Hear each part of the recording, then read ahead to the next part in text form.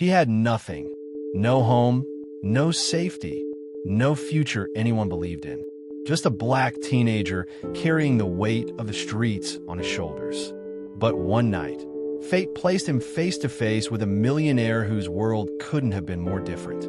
What he did next shocked everyone. Because instead of begging, he proposed a plan so bold it stopped the man in his tracks.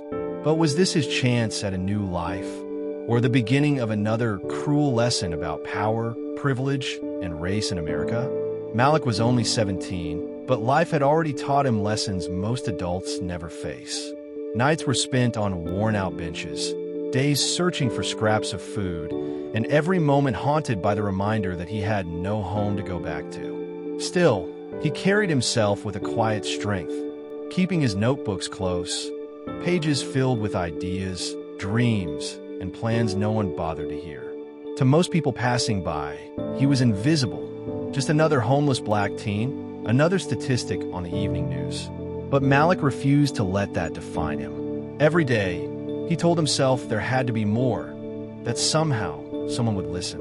And then, on a night when the city lights blurred with hunger and exhaustion, he saw him, a man stepping out of a sleek black car, dressed in wealth Malik couldn't imagine.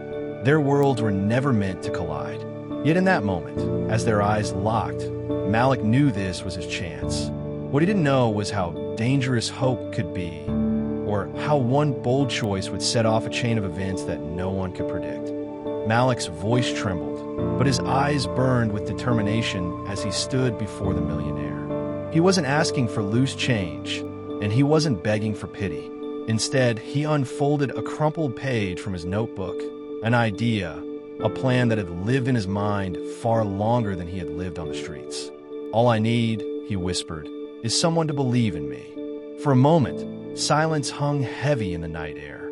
The man's polished shoes gleamed under the streetlights, his watch flashing with wealth Malik could hardly comprehend. Then came the smirk. "Believe in you," the man repeated, his voice low but cutting. "Kid, you're homeless. You're nobody. People like you don't change the world. They get swallowed by it." The words hit like blows, but Malik didn't flinch. He knew this wasn't just about him. It was about the weight of every label society had forced on his skin. Yet, instead of encouragement, the man's voice grew sharper. "Look around. You'll never climb out of this. Not here. Not like this." Still, Malik pressed on.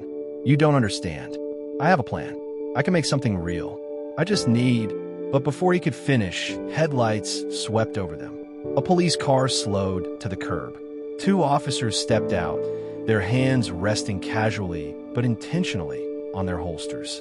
The millionaire raised an eyebrow, folding his arms as if waiting to be entertained. "Is there a problem here?" one officer asked, his tone already heavy with suspicion. His eyes weren't on the wealthy man. They were locked on Malik. The millionaire didn't speak. He didn't need to. His silence was louder than words, and in that silence, the officers found their answer. Malik's heart pounded. He hadn't broken any laws. He hadn't raised his voice. All he had was a dream, written on a piece of paper now trembling in his hand. But to them, he was a threat, danger wrapped in dark skin and ragged clothes. One officer stepped closer. "Empty your pockets. Now, I don't have anything." The officer's hand hovered over his holster, his eyes locked on Malik like he was already guilty. "Last chance. Empty your pockets." Malik's hands shook as he raised them slowly, his voice breaking. "I don't have anything. Please look, it's just my notebook. That's all I have." His words cracked against the night, but the officers didn't hear him. They only saw a threat. The millionaire stood a few feet away, calm, detached, watching as though the boy's life was nothing more than a spectacle. Malik's chest heaved, every breath sharp with fear. One wrong move, one flinch, and he knew exactly how this story could end. He had seen it on the news. He had whispered prayers for strangers whose faces filled protest signs. Now he was seconds away from becoming one of them. A crowd had begun to form, passers-by with phones raised, recording every second. Their murmurs cut through the night, a mix of disbelief and outrage. Malik's heart thundered as he realized this moment wasn't just his anymore. His life, his dignity, was being broadcast to the world. The officer lunged forward, shoving him against the hood of the car. Malik's notebook slipped again, pages tearing, scattering across the pavement. His dreams were trampled beneath heavy boots, crushed in the chaos. "Stop resisting," the officer barked, though Malik's body was limp, trembling, compliant. His eyes darted toward the crowd, toward the flashing screens capturing everything. And in that split second of unbearable weight, Malik understood. The world would either see him as a criminal or finally see him as a boy fighting to be heard. The night held its breath.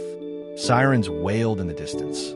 The officer's grip tightened, and Malik realized the next moment could decide whether he left in handcuffs or never left at all. Malik survived that night, but not without scars. The officers eventually backed away, restrained more by the eyes of the crowd and the threat of cameras than by any sense of justice. The millionaire slipped into his car without a word, his engine roaring as he disappeared into the night, leaving Malik standing alone, shaken, broken, but alive. His notebook lay scattered, its pages smeared with dirt and footprints. Slowly, Malik bent down and gathered what was left. The crowd dispersed, phones tucked away, conversations fading. For them, it was another video. For Malik, it was his life. That night, he walked away with more than bruises.